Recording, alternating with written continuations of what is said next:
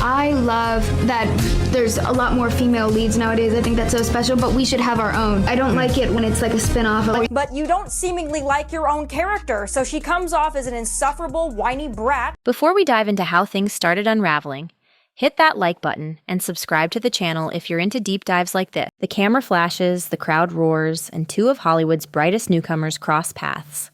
Except one of them never actually stops. In a resurfaced gala video, Jenna Ortega beams, steps forward, and reaches out. RachelZegler glances, pivots, and glides past as if the air itself were more interesting. 8 silent seconds. No dialogue, yet the internet hasn't shut up since. What happened between those frames, and why does it feel like a prophecy that just came true? The clip landed online like a meteor. TikTok sleuth slowed it to 0.25 times speed, circling Rachel's shoulder twitch and Jenna's half smile. Redditors summoned body language experts who declared it a textbook, dismissive micro-gesture. Memes bloomed, SnowWhite and the Snubbed Dwarf. But the real story wasn't a party faux pas. It was the collision of two philosophies about what it means to guard a legacy. And that collision was already rippling through their careers. Long before black braids and cello solos, Jenna was clocking 4 a.m. call times on forgettable kids' sitcoms. Each role sharpened a tool, comic timing here, horror scream there. When Netflix dangled Wednesday, she didn't treat the Addams heiress like a blank slate.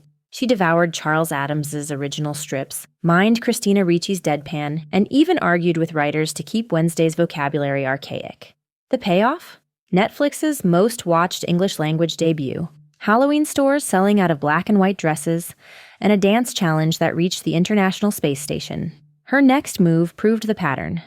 After Spyglass axed co-star Melissa Barrera, Jenna walked from Scream 7 citing loyalty and creative trust. Integrity was becoming her brand, and it was about to cost her a blockbuster paycheck. Rachel's origin story felt plucked from a feel-good musical. 17-year-old uploads an iPhone audition, Spielberg calls, and West Side Story nets her a Golden Globe. Disney crowned her the fairest of them all, but the honeymoon fizzled when press junket microphones turned on. Calling the 1937 classic weird for featuring a guy who literally stalks her, Rachel promised a leadership-driven SnowWhite. Fans heard contempt, not courage. The hashtag #, not my SnowWhite, trended for weeks. The real test would arrive in theaters. People think I'm doing poorly, and other people think I'm doing gracefully, and I don't think I'm doing it at all. At the heart of the debate was one thorny question. Do you renovate the house or bulldoze it? Jenna told Variety she's tired of gender-swapped retreads. Give us brand new bad as heroines, Rachel countered on a podcast. These stories need total overhaul, or they'll stay in 1937. Rumor mill insiders whispered about a secret Disney animation pitch, code-named Project Blue Wave, stuffed with gender-flipped fairy tale icons. Word is, Jenna passed the minute she all of Andrew's scenes could get cut. She saw the deck. Rachel stayed on the call. And then the box office verdict arrived. SnowWhite marched into theaters on 21st March 2025 with a $200 million price tag and enough billboards to wallpaper Manhattan. 4 weeks later, the global haul stalled at $181 million. Analysts called it soft. Disney quietly halted international promo buys. IMAX screens swapped in Moana 2. Even Defenders admitted the second week 52% plunge was brutal. Her love story with a guy who literally stalks her. Yeah. Weird. Brutal. While one fairy tale faltered, a unicorn trotted onto the scene. 6. Death of a unicorn in Jenna's genre pivot. Enter A24's dark comedy Death of a Unicorn. A father-daughter road trip, a very unlucky mythical beast, and corporate greed served medium rare. The teaser, Jenna covered in glitter and gore, hit 12 million YouTube views in a week. PVOD drops 29th of April, 2025. Early critics call it wickedly original. Proof Jenna won't be typecast. Rachel, meanwhile, needed a lifeline. Fast. In April, Rachel tweeted that her initials RZ match the RZ-1 A-Wing starfighter, and therefore she'd be perfect to voice Poe Dameron's mom in Star Wars. Screenshots went viral. Fan forums cringed. Days later, reports surfaced she'd quietly exited Paddington 3, officially scheduling conflicts. But saggy peers remained attached, fueling talk of brand risk jitters.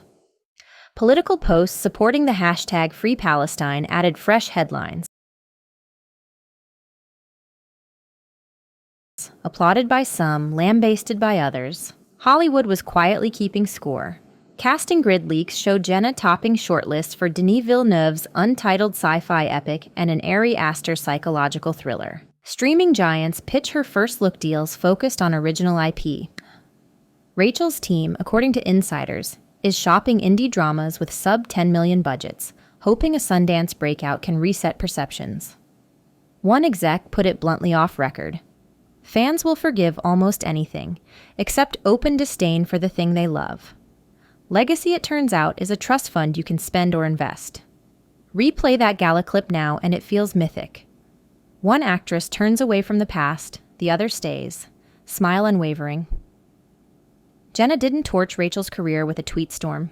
She let choices speak louder, respect over reinvention, authenticity over agenda, and Hollywood, fickle as it is, noticed.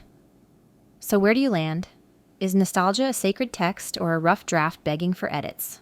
Drop your take below, smash that subscribe button, and keep those notifications on, because the next plot twist in this saga could drop any minute, and you'll want front row seats when it does. Thanks for watching. If you enjoyed this video, don't forget to hit that like button and subscribe for more stories just like this. Drop a comment and let us know what you think. We're reading all of them.